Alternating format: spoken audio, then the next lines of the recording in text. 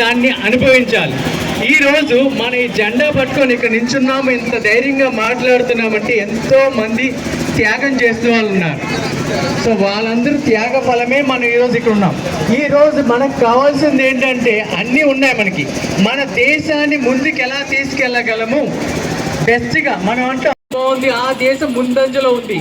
అక్కడ ఏంటంటే ప్రజల సహకారంతోనే ఆ దేశాలు ముందుకెళ్ళి అధికారులు చేసేది ఏంటంటే మనకు ఒక దారి చూపించగలరు.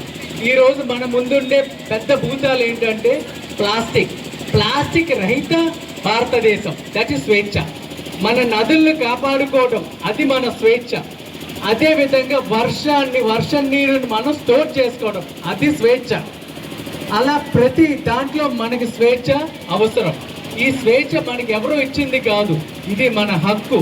ఈ హక్కు మనకి ఈరోజు మనం ఆ హక్కుని సద్వినియోగపరుచుకొని ఈ దేశం కోసం, దేశానికి స్వాతంత్రం వస్తే మనం చేసేది ఏం లేదు. We are free now. కాకపోతే ఉన్న ఫ్రీడమ్ని ఎలా యూటిలైజ్ చేసుకోవాలి, ఎలా ముందుకు తీసుకెళ్ళాలన్నది మన చేతిలోనే ఉంది. All the best. Happy independence day to all.